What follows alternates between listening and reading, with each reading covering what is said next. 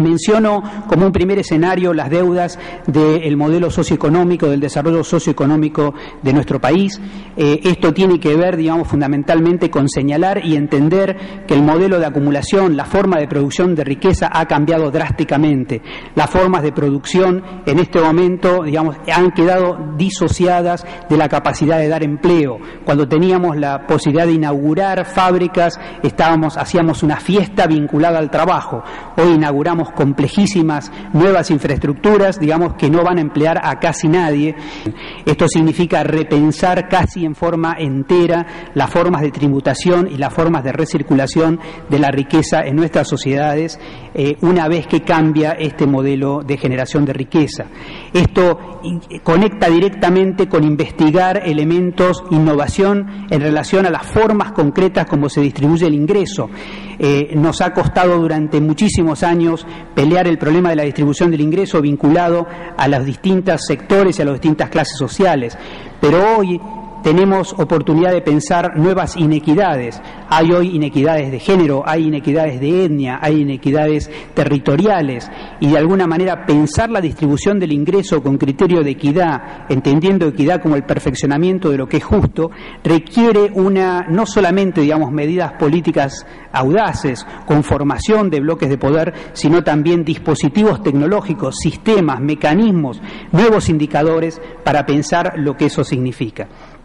Me gustaría, en ese sentido, simplemente pensar también todo lo que tiene que ver con los mecanismos de inclusión social activa de una ciudadanía pensada fundamentalmente en lógica de derechos. Pero también quisiera señalar, porque es mi campo específico, como una pequeña mención, simplemente el tema de la salud y la educación. Dos sectores, digamos, que han sido en cierta manera vilipendiados durante la década de los 90, dos sectores que han sido considerados poco redistributivos, pero que eran sectores que no estaban pensados para la compensación social, sino que eran sectores que estaban pensados para la integración nacional. Y quiero decir, digamos, que la crisis de la salud y de la educación en la República Argentina, el hecho de que no pensemos seriamente, especialmente en la salud desde hace casi 50 años, tiene directamente que ver con los elementos de la desintegración, de la dificultad para consolidar la integración nacional e incluir adecuadamente a diferentes grupos sociales.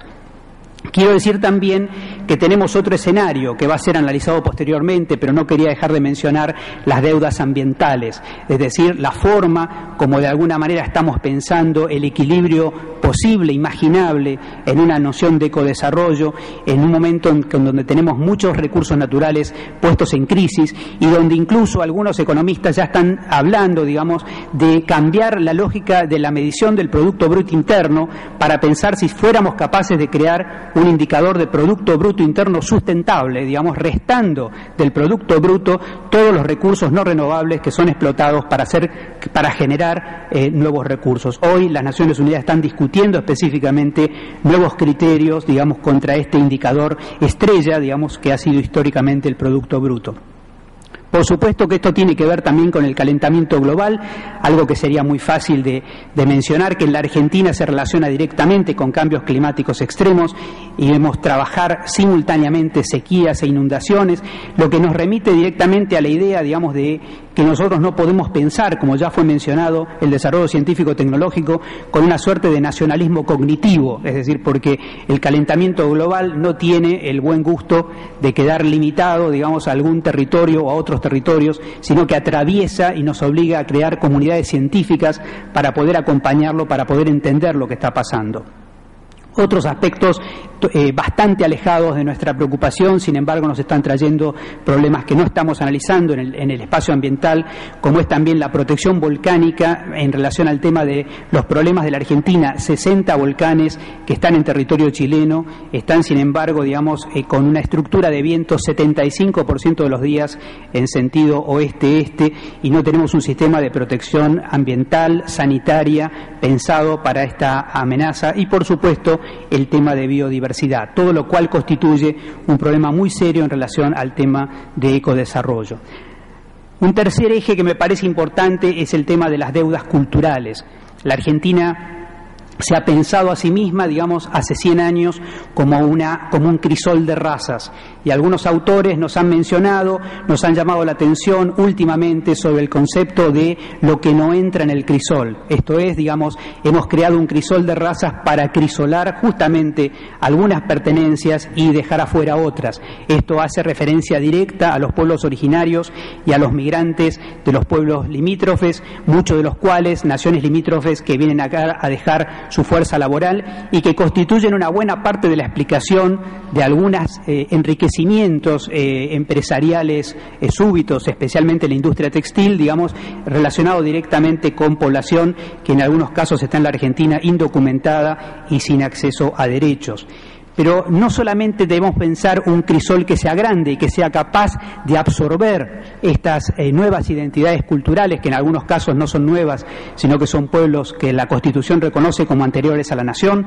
sino además debemos pensar el crisol mismo y debemos pensar si esta estructura, esta metáfora, digamos, justamente vinculada a la fundición, esta es exactamente la estructura que vamos a pensar para los próximos 100 años, o si en realidad vamos a pensar que Argentina no solo está en América Latina, sino que está también en Indoamérica, que el sentimiento de los pueblos originarios de América Latina se ha despertado particularmente a partir de la presidencia de Evo Morales y que significa mucho más allá de Bolivia y que atraviesa desde Canadá hasta Tierra del Fuego. En este sentido, me parece que en vez de un crisol deberíamos pensar un nuevo dispositivo que permita la maravilla de decir a futuro: tenemos el derecho a ser iguales y también tenemos el derecho a ser diferentes. Me gustaría finalmente, en términos de escenarios, pensar también lo que significa de alguna manera las deudas políticas de la democracia. Creo que no hemos sido capaces de entender que el futuro, las tecnologías, no solamente el sistema de valores, no solamente nuestras ideas o nuestros gustos o nuestras preferencias o las viejas formas de organización de los partidos políticos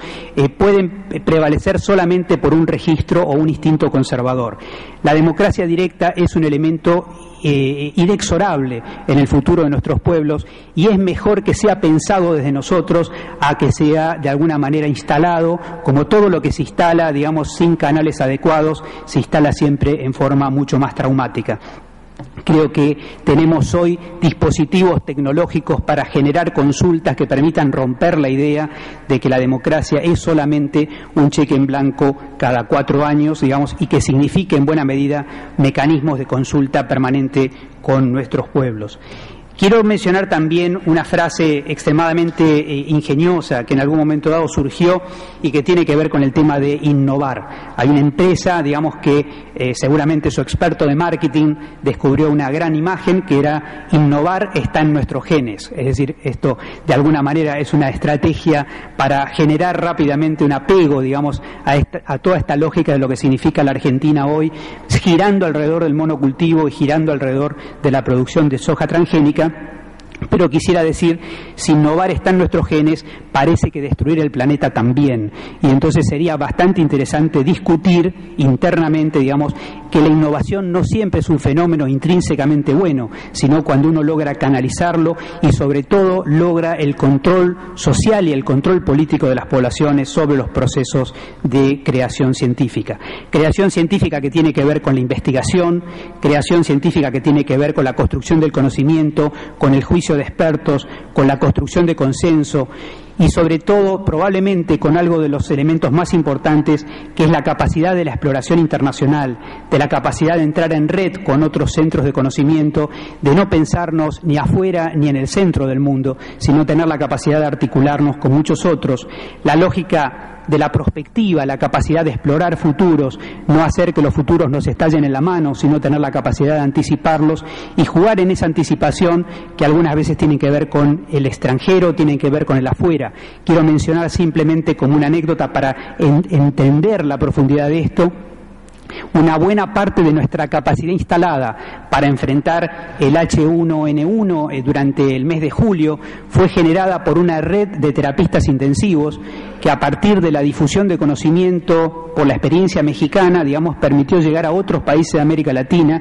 y se preparó más rápido, digamos, la infraestructura científica que las políticas, digamos, que supuestamente iban a dar respuesta a esos problemas. De tal forma que hoy, digamos, las redes de conocimiento, las redes científicas de pares, naturalmente circulan a una velocidad mucho más rápida incluso que la de las propias definiciones políticas.